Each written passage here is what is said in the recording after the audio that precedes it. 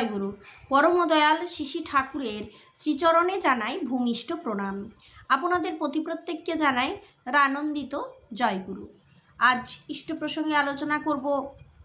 আমরা যখন মনে মনে পরমদয়াল শিশি ঠাকুরকে স্বীকার করি, তখন ঠাকুর আছেন বলে মনে করি এবং ঠাকুরকে ভালোবাসতে পারি, তখনই আমাদের মনের ভেতর ঠাকুর উদয় হন এবং ঠাকুর জেগে ওঠেন।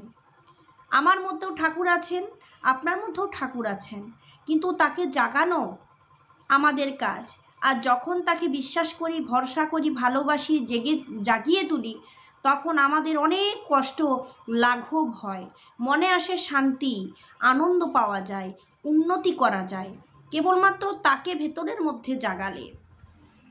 এবং তিনি আমাদের সব কিছু করিয়ে নেন, তাই তাকে ভালোবাসা হচ্ছে আমাদের কাজ, আর তার উপর ভরসা রাখাই আমাদের কাজ। আমরা যদি মনে করি যে ঠাকুর নেই, তাহলে তিনি আমাদের মধ্যে কোনো দিনই উদয় হবেন না, কোনো দিনই আমার মধ্যে ঠাকুরত্ব জাগবে না। তাই আমার মনের ঠাকুরটাকে আগে জাগাতে হবে। এবং আমি যখন একা একা থাকি, তখন ভাবতে হবে এবং মনে করতে হবে যে সত্যি ঠাকুর কি, আমি কি ঠাকুরের মতো, যখন একা আছি তখন কি আমি ঠাকুরের মতো আচরণ করছি? যদি করিনি, তাহলে ঠাকুর আমার মধ্যে এখনও জাগেননি। শুধু মুখে জয়গুরু বলা এবং আমি ঠাকুরের মানুষ বলাই আমাদের প্রধান কাজ নয়। আত্মকথনে শ্রী শ্রী ঠাকুর বলে একটা পিস আছে। এখানে ঠাকুর বলছেন যে আমি ছিলাম, আমি আছি, আর আমি থাকব। নিজের সাধনকালের কথা প্রসঙ্গে বললেন, সাধনাবস্থায় যা ধ্যেয় ছিল, কিছুদিন সর্বস্থানে সর্ববস্তুতে সেই ধ্যেয় দর্শন হতো। তারপর হলো কি, ধ্যান করতে গেলে নিজের মূর্তি কেবল ধ্যানে এসে পড়ে। সর্বত্র নিজেকেই যেন দেখি, নিজেকেই যেন অনুভব করি। আর কিছু ধ্যেয় টেয় থাকলো না। সাকার ধ্যান করতে হলে নিজের মূর্তি নিজে ধ্যান করা হতো। একা একা বসে নিজের পায়েই নিজে প্রণাম করতাম, ওই রকম করতে ইচ্ছে হতো। এটা ঠাকুর তার নিজের কথা বলছেন। ঠাকুর বলছেন কথা প্রসঙ্গে, মাই যেন আমার জীবন, মনে হয় মা না থাকলে এখানে থাকতেও পারবো না, তাই মার জন্য এত ব্যস্ত হই, মার কাছে ছেড়ে বেশি দিন থাকা মুশকিল। আমাদের ঠাকুর তার নিজের মাকে খুবই ভালোবাসতেন। শিশি ঠাকুর বলছেন সময়টা 1326 সন।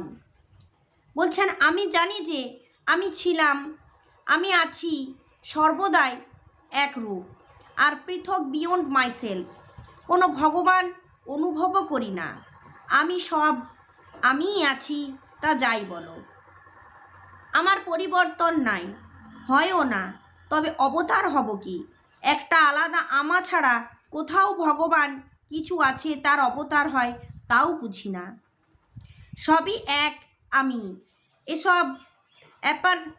এইসব অ্যাপারেন্ট বিভিন্নতার মধ্যেও আমি, বাইরেও আমি, আর আমি সর্বদাই এক রূপেই আছি বোধ করছি। আবার এ শরীর থাকলেও এবং না থাকলেও তা কি করে সকলের অবতারের আইডিয়ার সঙ্গে, অর্থাৎ কোথাও একটা ভগবান ঈশ্বর কিছু আছেন, এই শরীরটাই তিনি অবতীর্ণ হয়েছেন, এইরকম একটা ভাবের সঙ্গে মিল রেখে চলি। তো সব কিছুই বলি ঠাকুর আছেন, যেদিক থেকেই যান না কেন, যাই ভাবুন না কেন, ঠাকুর আছেন। তো তার থাকাটা আমি বুঝতে পারি, কারণ আমি তার হয়ে চলি এবং তাকে অনুভব করি। তো যাই হোক, আমাদের ঠাকুর আমাদের বেশ কিছু নিয়ম বললেন। এক হচ্ছে ইষ্টভীতি ঠিক মতো করা, যজন যাজন করা, আর সময় মতো প্রার্থনা করা, এগুলো করতে হবে। আর এগুলোর করার মধ্য দিয়েই আমাদের তার প্রতি সত্যি টান বাড়ে। তার প্রতি যদি টান বাড়াতে পারেন, তাহলে আপনার আর কোনো চিন্তা নেই। তো একটা কথা বলি, একবার এক দাদা ঠাকুরকে জিজ্ঞাসা করছেন, ঠাকুর আপনার প্রতি টান হয় কি করে, আপনাকে ভালোবাসা যায় কি করে? পরম দয়াল ঠাকুর আমার বললেন যে সত্যি তুমি তোমার স্ত্রীকে কেমন করে ভালোবাসো তা কি তোমাকে শেখাতে হয়? নিশ্চয়ই হয় না। তো তার জন্য ঠাকুরকে ভালোবাসতে হয়। আমরা আমাদের মনটাকে বোঝাতে পারি না। আমাদের মনের মধ্যে এমন কিছু চিন্তাধারা আছে যেগুলো আমাদেরকে এগোতে দেয় না। তো তার জন্যই ইষ্টভীতিটা খুব দরকার। আপনি যখন সকালবেলা ইষ্টভীতি করবেন তখন মনে পজিটিভ ভাব নিয়ে ইষ্টভীতি করুন যে আমি ঠাকুরকে এটা নিবেদন করছি, আর এটাই সব, সত্যি এটা সব, এটার মধ্য দিয়েই আমরা ভালোভাবে চলতে থাকি। শ্রী ঠাকুর বলছেন যে always do something which is good for you and for your environment. আর এই কাজের জন্য পরিশ্রম করতে হয়। বুঝতে পেরেছেন? ঠাকুর আমাদের কিছু খাবার কথা বললেন, খাবারগুলোও আমাদের নজর করতে হয়। যেখানে সেখানে যাই তাই খেয়ে নেওয়া খুবই খারাপ। প্রবৃত্তিকে সবসময় প্রবৃত্তির কাছে ঝুঁকতে নেই। প্রবৃত্তির কাছে ঝুঁকলে আমাদের অবনতি হয়। শরীরে খাবারের যে পরিমাণ, সে খাবারের পরিমাণটা ঠিক করতে হয়। মনের মধ্যে পজিটিভিটি আসবে কি করে? তো মনের মধ্যে পজিটিভিটি আসবে আমরা যদি ভালোভাবে হাঁটাচলা করি, ভালোভাবে যাজন করি, তাহলে আমাদের খুব ভালো মনে পজিটিভিটি আসবে। তো যাই হোক, জীবনের উদ্দেশ্য এমন কিছু কাজ করা যায় যা জীবনকে উন্নত করে তোলে। এটা আমাদের লক্ষ্য হওয়া উচিত। কাজ আমাকে এমন কিছু করতে হবে যাতে করে উন্নত হওয়া যায়। তোমরা মাথার ঘাম পায়ে না ফেলে খাবার খাবে না। যদি শারীরিক পরিশ্রম বেশি না হয় তবে ব্যায়াম চর্চার মাধ্যমে তা করে নিতে হবে। তবে পর্যবেক্ষণের মাধ্যমে দেখা গেছে সকলেই যদি দিনে অন্তত আধা ঘন্টা হাঁটে তবে সপ্তাহে অন্ততপক্ষে 5 দিন হাঁটা হয়। তবে সব দিকেই সুস্থ থাকা যায়। হাঁটা ছাড়াও অন্যান্য ব্যায়াম চর্চাও করা যেতে পারে। পরিশ্রমের পর বিশ্রাম অবশ্যই প্রয়োজন। সবচেয়ে ভালো বিশ্রাম হচ্ছে ঘুম। ঘুম হচ্ছে শারীরিক এবং মানসিক বিশ্রাম এনে দেয়। প্রতি জীবের ক্ষেত্রেই প্রকৃতি এই ঘুমের বিধান দিয়েছেন। বিভিন্ন বয়সে ঘুমের প্রয়োজন। আপনারা জানেন ভালোভাবে খাবার খেতে হয়, 5 দিন সপ্তাহে হাঁটতে হয়। যদি আপনি প্রতিদিন হাঁটা ভালো, কিন্তু আপনি যদি 5 দিনও হাঁটেন তাও আপনার মনের মধ্যে পজিটিভিটি আসবে। সবচেয়ে ভালো হচ্ছে রিল্যাক্সেশন এক্সারসাইজ। 5 থেকে 7 মিনিট শবাসন করা।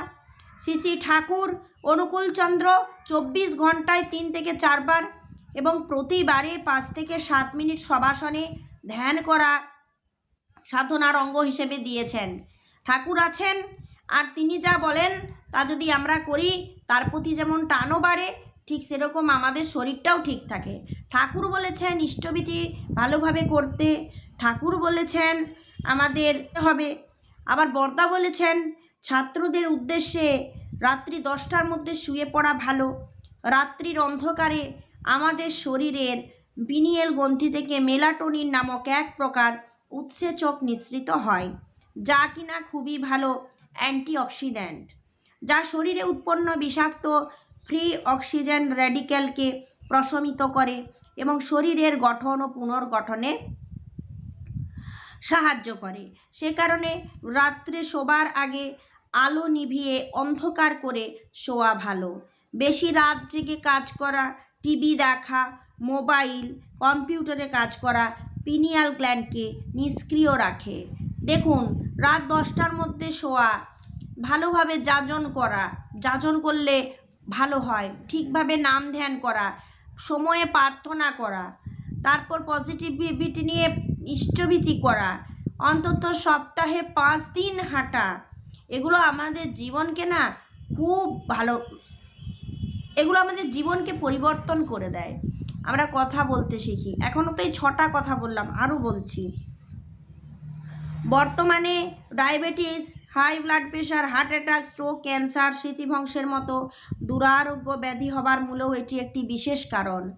বেশি রাতে শুয়ে সকালে বেশি সময় ধরে ঘুমালে বিশ্রাম হতে পারে, কিন্তু মেলাটোনিনের কাজ পাওয়া যায় না। আবার রাত্রিতে তাড়াতাড়ি শুয়ে পড়লে সকাল সকাল ওঠাও যায়। ফলে সাধন ভজন প্রার্থনাদি শরীর চর্চা করা যায়। স্কুল কলেজ অফিস ব্যবসায় সব কিছুই সুন্দরভাবে করা যায়। এভাবে ধীরে সুস্থিরে সকাল শুরু হলে বাকি দিনটাও ভালো যাবে আশা করা যায়। দিনটাকে সুন্দর করবার জন্য কি করতে হবে? ভোরে উঠতে হবে। সকালে ওঠা, ইষ্টবিধি করা, শরীর চর্চা করা, বাইরে থেকে একটু হেঁটে আসা, নাম ধ্যান করা, রাত 10টার মধ্যে শুয়ে পড়া, হালকা খাবার খাওয়া, হালকা খাবার খেয়ে রাত্রেবেলায় শুতে যাওয়া, শবাসন করা, সদাচার পালন করা, ঠিক মতো খাবার খাওয়া, রুচিসম্মত সহজ পাচ্য খাবার খাওয়া, এগুলো করতে থাকুন। তাহলে আপনাদের শরীরও সুস্থ থাকবে, মনও সুস্থ থাকবে। তার কথা শুনলে তিনি আমাকে আরও ভালোবাসবেন, আর আমিও তাকে ভালোবাসি বলেই তার কথা শুনি। এই দিকগুলো একটু মাথায় রাখবেন। এই গোটা দশেক কাজ আপনারা ভালোভাবে করুন, সত্যিই আপনাদের জীবনটা সুন্দর হবে, সারা দিনটা ভালো কাটবে। তাই ভোরে ওঠার যে একটা পর্ব আছে সেটা ভুলে যাবেন না। যখনই আপনি 8টায় ইষ্টবিধি করছেন, তো 7টায় উঠছেন, অলসতা আপনার সারা দিনের সঙ্গ নিয়ে নিল, আপনার শরীরের সিস্টেমগুলো কাজ করবে না ঠিক করে। তাই আমি বলি, ঠাকুরের কথা শুনুন। ঠাকুর ছিলেন, ঠাকুর আছেন, ঠাকুর থাকবেন। আজ প্রসঙ্গ এইটুকুই। জয় গুরু।